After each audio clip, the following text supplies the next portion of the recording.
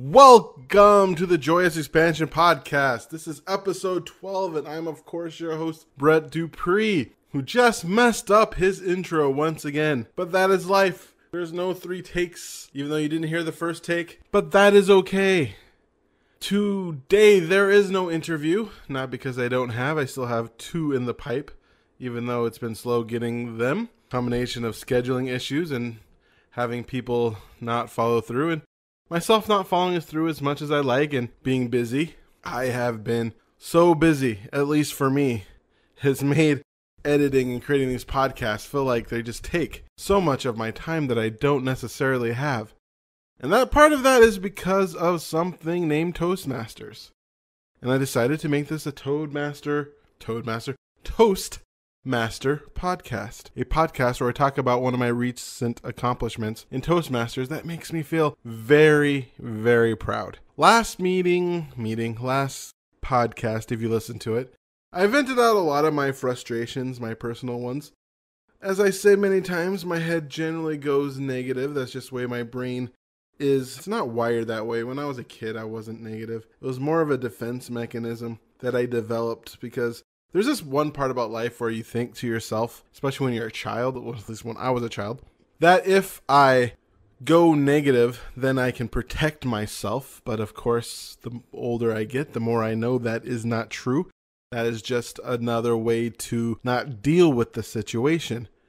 Because honestly, just deal with it. Feeling bad about it just makes it so I can't enjoy the current situation that I am in and not dealing with those things. Anyway, my last podcast I felt was a little too negative. And so I want to talk about a recent accomplishment that's still under a week old that I'm very proud of and very happy from. In fact, I'm still kind of buzzing from it. I am so happy that I've reached there. It's a great accomplishment.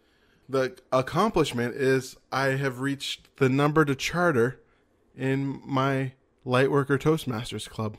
For the people who don't know, Toastmasters is an organization where we work on public speaking and leadership. It's generally broken down into 3 categories. Each meeting has 3 sections. One section is table topics, where we get up and do like a 1 to 2 minute speech based off a question that is asked. This is to work on improvisational.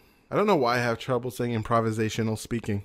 I even messed that up on the big stage. I spoke with 300 people and messed up that word. That's ridiculous. Your impromptu speaking, the ability to think on your feet. Plus, it gives everybody a chance to participate. The next part of Toastmasters is the part where most people think, which is the prepared speeches. This is where people prepare a speech beforehand and give a speech to work on their ability to write and perform a speech. You know, one thing that surprised me at Toastmasters is how much better you get with writing, because I think of Toastmasters as giving speeches, but the reality is you don't give other people speeches. You give your own speeches, meaning that Toastmasters helps your writing. If it wasn't for Toastmasters, if you read my book, it would not be as interesting. And the book I'm writing now is going to be way better because of Toastmasters. And the third part about Toastmasters is evaluations. Yes, once you speak, you get a 2 to 3 minute speech on your speech, which is an evaluation. And the beauty of evaluations is evaluator is working on their own ability to speak. Not only are you serving the person that you're evaluating, you're serving yourself, because the way you look at it, you look for good positives, you look for things to improve, and you stretch yourself. And it's a wonderful organization that I've been a part of for 8 years. And I'm recently going for what's called my DTM, the Distinguished Toastmaster Award. I don't necessarily feel like I need to go into the entirety of what goes into it, but one thing I need to do is be a part of help a club. And there's 3 ways to help a club. First, you sponsor a club, meaning that you sponsor it, getting 20 people to want to join up and you're a sponsor. Or you mentor a club, which you take a new club and you mentor it for 6 months. Or you coach a club, and that's where you take a club that's struggling and you help them become what we like to call distinguished, which is it's too much to really go into. But just say you have to take a club that's struggling and make them so they're no longer struggling anymore. And what I decided to do was sponsor a club, meaning that I decided to take a club and create one.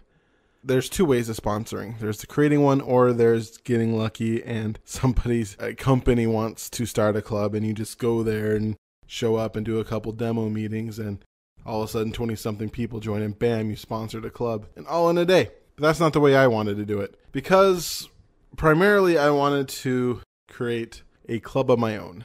A club that I've been thinking about for a long time, for at least 2 to 3 years. Once I learned about DTM, and I thought if I ever did DTM and start my own club, or just wanting to start my own club, I wanted to start a club of, well, light workers is what I ended up calling it. My first thought was New Age Hippie Club, but the idea was to get people who want to make the world a better place, bring light into the darkness, Reiki practitioners, people who work with crystals, tarot card readers, psychics, essential oil, Reiki practitioner, yoga, people who talk about metaphysics, and get them into a place where they can feel safe. Because one thing I noticed is, even just personal development, there's a stigma on it for a lot of people, or especially when you're first starting out and you don't want to sound all woo-woo and weird, and you don't feel like you want to be judged. Because I've talked to a couple people we have something in Washington called Bastyr University, and that's where a lot of these people go for certain degrees in naturopathy and things of that nature. And talking to them, they kind of asked for permission. I even had one person who thanked me in particular in our club because she felt that I gave her permission to talk about her career as a coach, because that's all I talk about, because that's what interests me. I mean, that's why I got into Toastmasters. So I decided to start my own club. I know this is a long way to probably haven't really captured your attention yet, but I think there's a lot of good lessons that I learned in doing so to start this club. And I just decided it'd be a fun thing to talk about for the next 30 to 40 minutes. I think I can go. I should be able to do that. I mean, yeah. Well, it all started in April is when I finally got started. I decided that I was going to start my own club. I was done in my, contest season, and I was becoming a district officer. And that's one of the other things you need to do to get your Distinguished Toastmaster, you have to serve the district. And so I thought to myself, well, I better get started in sponsoring a club, because that's what I wanted to do. And I wanted to make sure I had plenty of time, because honestly, sponsoring a club is difficult. Unless you already have people. I was starting with myself. To sponsor a new club, a community club, which is what this is, you need 20 people. And only 3 can be current Toastmasters. Meaning I have to find 17 inactive Toastmasters, either people who used to be in Toastmasters or not anymore, or people who are never been in Toastmasters to join. And that is not easy. It's one thing you need to do in a club to get one of those distinguished points, is a series of points, is you need to get 8 new people every year. Generally speaking, for a Toastmaster club, the idea is you need 20. And the reason why you need 8 new people every year is you're probably going to lose about 8 people every year. And it's not because people don't like Toastmasters. Generally, when you join Toastmasters and you make a commitment, you learn a few things. For instance, Toastmasters is pretty fun. You start becoming pretty close to the people. They become either friends or sometimes even feel kind of close friends, a family. I mean, you meet people weekly for a long time. But people move, or they reach their goals. Some people just want to feel comfortable speaking and they don't want to dedicate their time because they have a lot of other things they want to do. So moving and people reaching a certain threshold of no longer being afraid. And there are a few people who don't like it, but most people, I think, fall into the first 2 buckets. You need a good cycle of people. And getting 8 people to join a club a year, an already solid club that's going forward, is hard. I mean, I've been a part of it, and a lot of the clubs have failed. I mean, sometimes you're part of my home club, which is the Kirkland Eclectics, does a really good job of that, because it's just a solid club that when people visit, they generally join because it's just well established. But I was starting from scratch. I had nothing, literally nothing, other than my experience as a Toastmaster. I made 2 decisions early.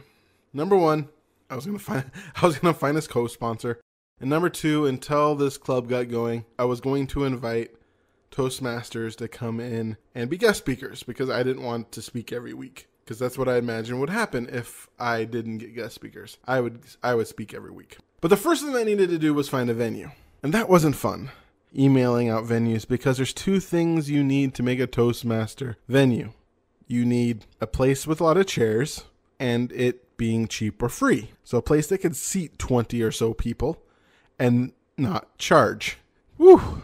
So trying churches and other places. Try to get there's a place in Seattle called East West Bookstore. They just did not understand. They thought it was an intriguing idea, which is too bad because I still think that would have been perfect. I don't think they understand the opportunity that they had, because honestly speaking, I would be bringing in I would be paying to advertise for them, especially on a Tuesday evening where they probably don't have lots of people, and be constant. It would have been great. It would have been a great, anyway.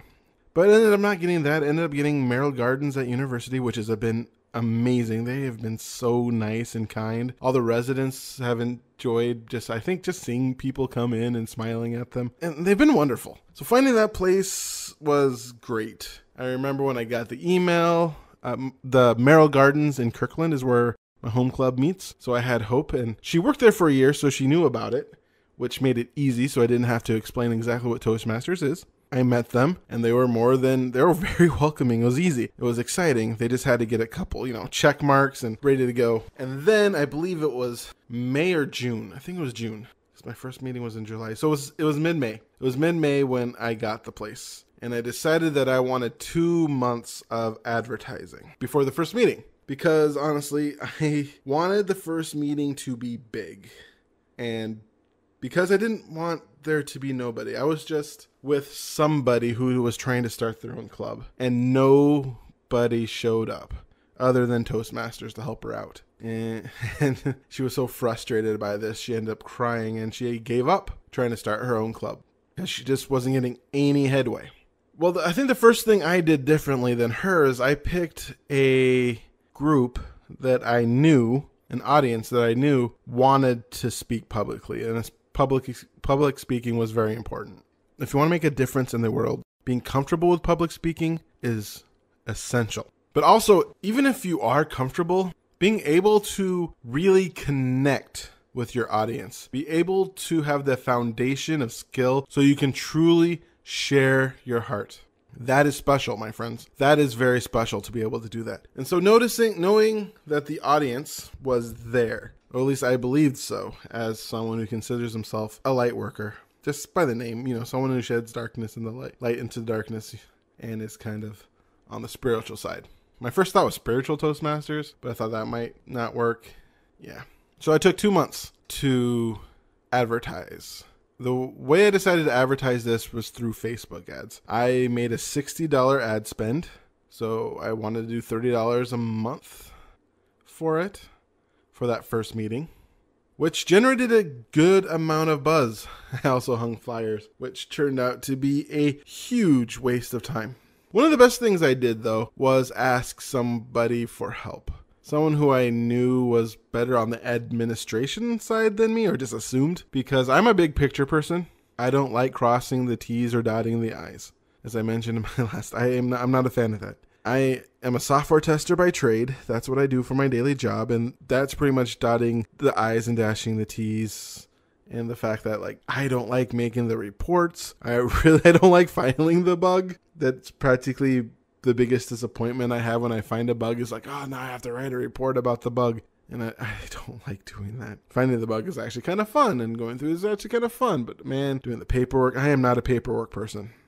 That is just not my zone of brilliance and love, is just creating charts. Actually it is kind of fun creating cool charts. So I'm not saying I'm not a paperwork person, as I love data and statistics. But anyway, I found somebody who was really good at that. I wasn't really looking forward to making new member kits, and meeting Donna Stoltz, who is my co-sponsor, has really helped she make new member kits and helped promote the club in her own way, but making sure we always had something to give perspective people and to meet up with people. And yeah, it was great.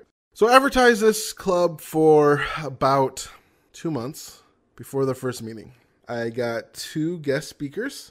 They were Krista Love, and Mark Perez. And I believe Anna Margalina spoke that time too. You don't know any... Oh, wait, you know Anna Margalina. She was one of my previous podcast interviewees. Or you could know her if you look at older episodes and listen to her. Mark Perez is going to be a future guest. Probably, I think he's the next one. He is great. He's like 19 years old and already a public speaker. He's outstanding. I'm so excited for him. To know him is to be very impressed by him. And I'd never heard him speak. And I thought that'd be a fun opportunity to listen to people that I wanted to hear. I knew Krista from going to Toastmaster events, but I never actually got to hear her speak. So I got 2 speakers, or did I get 3? I'm trying to remember if Anna spoke that one or spoke the second one. I probably should have wrote that out.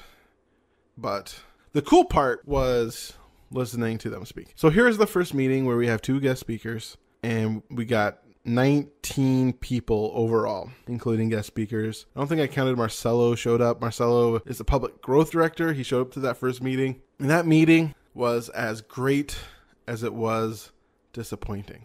It was hard. It was one of the most draining, energetically draining experiences I've had. Number one is the buildup of having working and trying to get so many people there. And I had about over 70 something people on that Facebook invite. I had 20 something people say they're going. I had 40 something people saying that they're interested. So I thought there was a good chance, there was a small chance that would sponsor that night. I hoped, I wished, I prayed, I dreamed that it would sponsor, because I just didn't really want to put the work in, to be honest. Because it was a lot of work, and I knew it. And if I got it right away, then I wouldn't have to do it. Then I wouldn't have to continue, and then we can go to the fun part of creating the club. But nobody joined that day, which wasn't as hard. The harder part was nobody participated, other than Toastmasters. Well, a couple people participated. A couple people did table topics, but it was like pulling teeth. And there was this energy, this really nervous energy. I felt like I was banging on a wall of fear, and I had to hold this container, and through that feel excited the entire time, and feel love for everybody, and feel excited, and try to break through that, and show them that Toastmasters can help them. Toastmasters can serve them. And I was just drained. I just went home and just went, ugh. If I had the ability to take a bath, because my apartment doesn't really set up for baths, that would have been a perfect time for an Epsom salt bath. And then it was kind of like that for the first 5 meetings. The first 5 meetings were very difficult for me, mostly because it was hard to get people to participate, people to buy in. Even though the second meeting, I believe we had 4 people sign up, which was exciting. I mean, people started to show up, people started to sign up. So I felt hope then, started feeling hope as more and more people signed up. And the cool part is the starting the second and third, Donna was really good at talking to the people in her area, and she brought in 2 people. Their names are Tommy Price and Paulette Netters.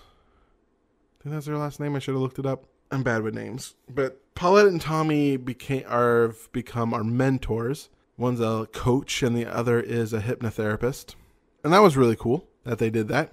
Another person who joined that I'm really happy did is someone named Terry Thomas, who gave an amazing testimonial during that first meeting that she decided to join after that. She just needs to wait till next week, because she's somebody I knew from when I first started. We used to go to an intention circle together. If you read my book, I talk about the intention circle. And the testimonial she gave was, she knew me 10 years ago, and to see my growth, my confidence of being able to get up there was outstanding to her, and she wanted that. Which did make me proud, because honestly, that's actually one reason why I started my journey. I went to Warrior Sage, all because I saw someone stand up and talk in a way that was so free and I could just feel he didn't have fear of standing up and talking, and I thought, I wanted that. And it was fun to be that for somebody.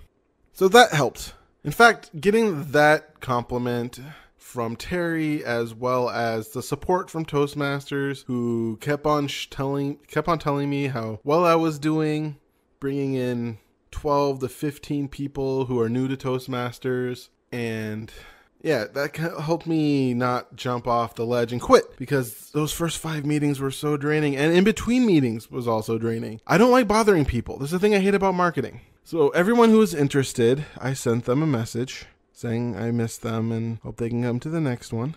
And I did that repeatedly, constantly. A few people, I believe, blocked me because or ignored my message request on Facebook. Because when I look at my message request, it says I can't talk to them anymore. Either that or they deleted their account, which they probably just blocked me. Some people ignored me, which was fine. I mean, it's better to be ignored than outright rejected. Unless you're dating, then rejection's much better. However, most people replied and were grateful. They're grateful that I kept on reaching out to them, which I still need to do a lot. So as we continue, we start building more and more membership. My goal was to do it by tomorrow, actually. I wanted to do it by October. So the last meeting was the meeting I wanted to be the meeting we got charted. And we did it. We got 20 people. We ended up getting 19 people. 19 Toastmasters. One, because Todd Cuddleback, he was a former district director, really helped sharing my vision with people, something, and people who are also passionate about it. He helped bring in 2 members, as well as help encouraging another member to join, who was his podcast host. And he got his daughter to join and her boyfriend, which is awesome. Yeah, so building up. And the interesting part was, I honestly thought I had 6 people at the beginning. So I thought I only had to get 11 new people, because I had 6 people. When I told them my vision, I told them what I wanted to do. They said they were there, they were excited for me, and they wanted to be a part of it. Or some are even like, we can't wait for you to actually get started. And of all the people who joined, none of the people who joined were those people. Which is another disappointing part to deal with, is thinking you can count on certain people to follow through, and none of the people who I thought would follow through for me did, which was disappointing. It was disappointing. But I kept on pushing through, and I haven't given up on them yet. They should become a part of it, because this is awesome. It's a wonderful organization, and it's a wonderful club. One of my favorite meetings was the 28th meeting, which was the last podcast I did before this one, because that was my birthday. I turned 40 years old, and I spent it at Toastmasters. My ask was, of course, my ultimate gift was to become a member and sign a packet. But we had people bring cake, and it was a great time. It was so much fun. There's a picture. If you go to Meetup and look up Lightworker Toastmasters, you can see a picture from my birthday. Or on Facebook, you can also look up Lightworker Toastmasters, and you can still see a picture from my birthday. It was so much fun. And then, that's when we got close. We got to the point where we needed 7, and we had to get a month to do it. And so it was a lot of pushing, a lot of bothering, a lot of emailing, a lot of messaging people who haven't showed up. People saying they're excited, and then, oh no, we have to move. Or one of our people who showed up by bus. She took 2 hours to show up there by bus, but then she had to move to Guatemala, which sucked because she was great. She actually gave a speech, because until we become a normal club, might as well let people make speeches. But there it was last Tuesday, and that was the push. That was the day that was my deadline. I created 2 carrots. One was a presentation from a TEDx speaker, which, to be honest, that was going to happen no matter what, because I wanted to hear her presentation. I guess the difference was that either that was going to be a celebration of charter or a swan song into the ending or lastest effort for the Lightworker Toastmasters. And then a free copy of my book. Another thing I did was I funneled everybody to a Facebook group and worked on doing everything there, doing Facebook Lives to help people get excited and show my excitement. If I think of what I did to help make this successful, and this is just the first step. I don't want to act like this is the end. My celebration of charter ends on tomorrow. It's my last day to truly celebrate, because the real work starts, which is forming the club and making it run, because it could fall apart in an instant. Yeah. But it was really cool on Tuesday, where we needed 3 people to join, to reach charter. So I reached out to 6 people who seemed very close to being ready to join, who are very interested, who told me that they're going to, or they're probably going to join. And I said, this is the date. We just need 3 people. It'd be amazing if you did. Of those 6 people, 5 showed up and joined, which brought us to 19 of the 17 that we needed. So we were 2 over. Even without Todd Cuddleback's help, we would have just been 1 away Know if Debbie would have joined if it wasn't for him. And not only that, we have 6 current Toastmasters who have also joined. 6. That is 25 members. That's a good amount for a club. And I'm excited. I am pumped. I think I might be sounding low on energy because I'm talking for 30 minutes. But I am pumped. I am still ecstatic. I just can feel the buzzing through my body of that day. That was so much fun, chartering and hugging and being so happy about this. And the people are amazing. I love my club. I love the Lightworker Toastmasters. They're such great, amazing people who want to make a difference in this world. And I'm very excited to watch them grow, to watch them become better at making an impact. Because that's what Toastmasters is really about, making an impact. But this is just the beginning. Reaching charter is almost like the first touchdown of a football game where you want to score first. It's the bare minimum we need to do to get the club started. But the thing is, it's hard to keep a club going. Both those are equally difficult. I briefly talked to this lady named Susan Swift about this, and she said the first 2 years is critical. So at least we'll be a member of the Lightworker Toastmasters for 2 years. Honestly, plan on being a member for as long as it makes sense, and that could be for the rest of my Toastmaster career, be a member of them and the Kirkland Eclectics. It'd be hard to give up the Kirkland Eclectics after I've been a member of them for so long. It's going to be a lot of work, but we had people step up as officers. We only have one missing, which is the public relations officer, which I don't know why, because I practically do that role anyway. And I'm probably going to do all the roles anyway. But yeah. So I'm very excited about the things I've learned. I was driving somebody home. Her name was Belle. And I was talking about how hard it was. Because I had to set a container. A very safe container. And if you know, just that energetic feeling of cradling everybody. Every time I spoke. And luckily I had plenty of people also setting a container as well. The other Toastmasters who also helped as well. But I can just really talk about my own experience. And I always felt a big weight with every meeting. I don't want to be Toastmaster for any of my other clubs because it's just so much work getting the Lightworker Toastmasters up. It's not just a lot of work, it's a lot of energy, just physical energy. I just feel drained after every meeting. I just feel like, ugh. But I still remember that first meeting. Well, I talk about the first 5 meetings, but I believe it was a 6th meeting that was extra special to me. Because that was the meeting where, in table topics, everyone who participated was new. They were not Toastmasters. They'd never been Toastmasters. Well, one was. But he hasn't been Toastmaster for a while, so he still counts in my eyes. He wasn't somebody visiting. He wasn't Paulette or Tommy or me or Janus, the other experienced Toastmasters. Wasn't one of us or Donna. It was all new Toastmasters. And that's when I fully thought that, yes, this is going to work.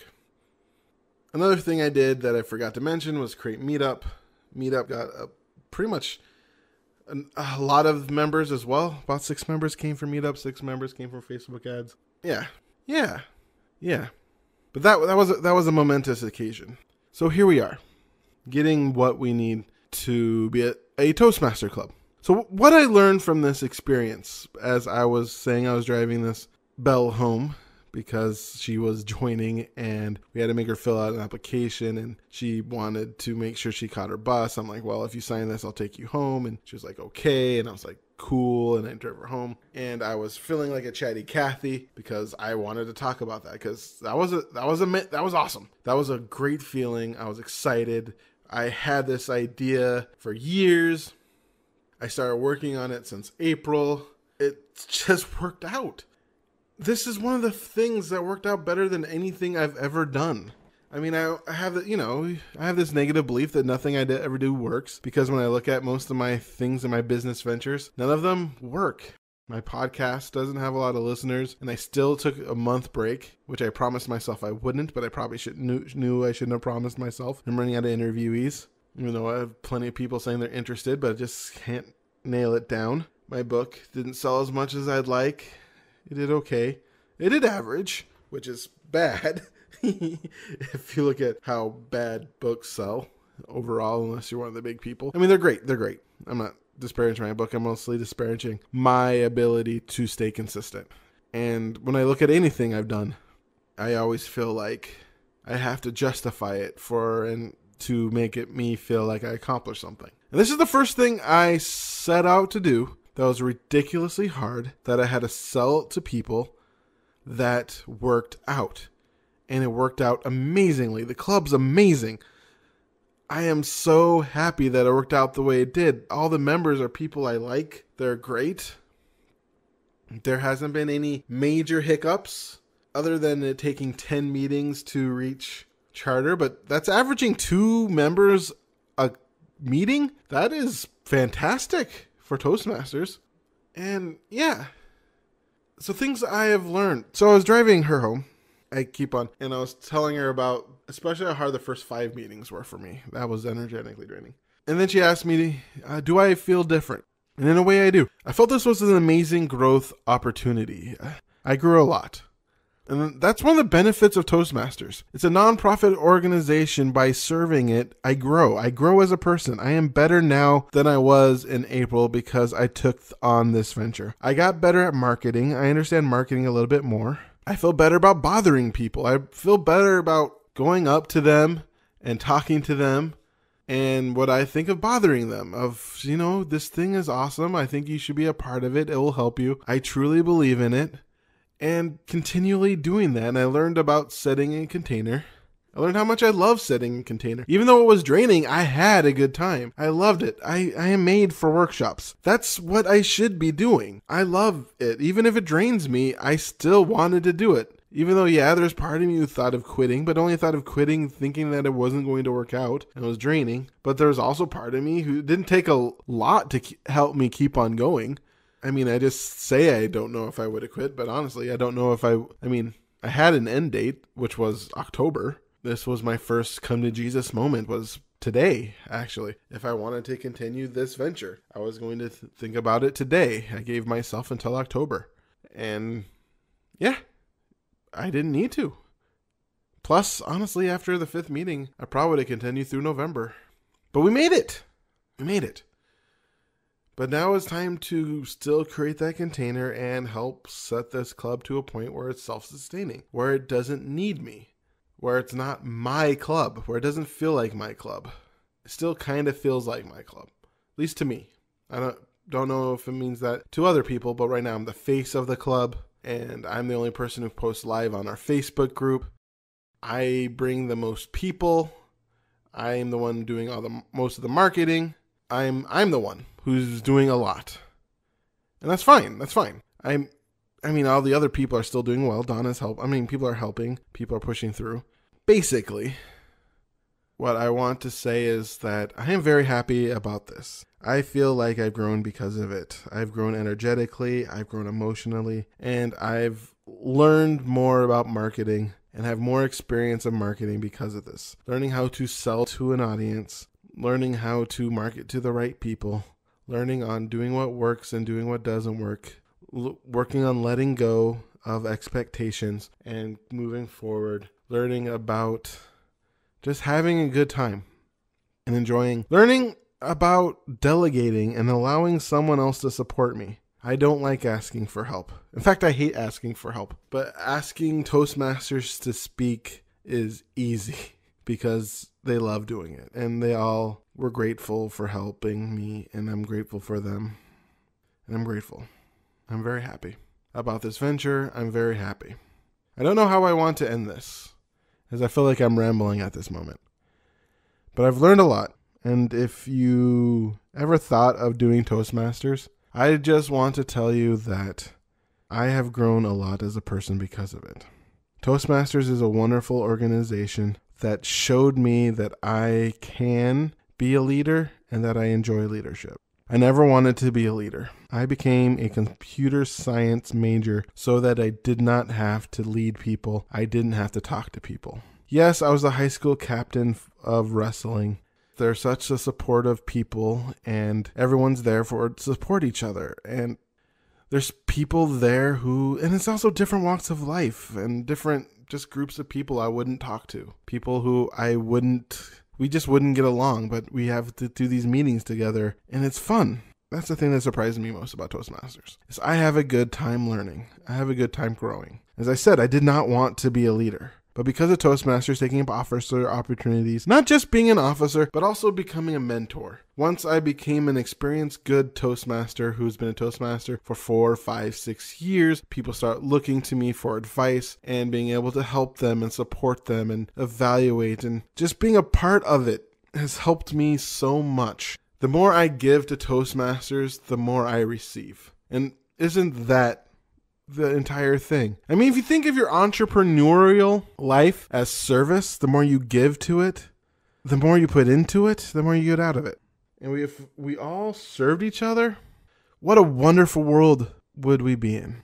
So if you want more information about Toastmasters, go to www.toastmasters.org. There's a Find a Club feature, and find a club near you.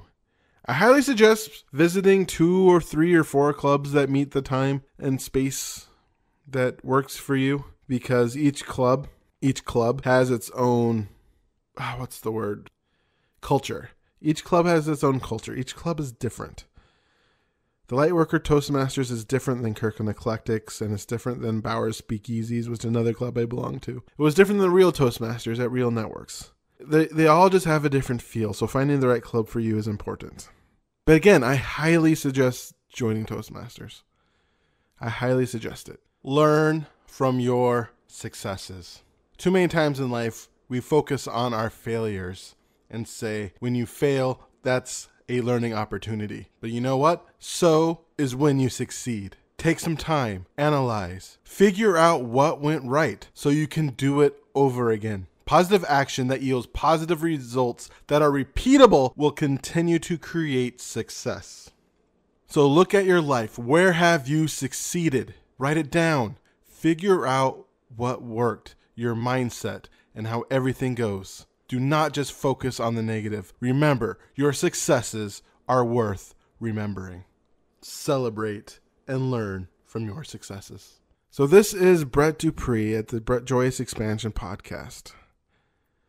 Brett Dupree, your host, champion of authentic joy, catalyst of transformation. If you have any questions about what I talked about today, or Toastmasters even, I love talking about. One thing about Toastmasters is we love talking about Toastmasters. Go to BRE2Ts, DUPR2Es at joyousexpansion.com. You can email me there. Go to www.joyousexpansion.com if you want more information about me. And yeah, I wish you all the light and love in the world, and play my jingle.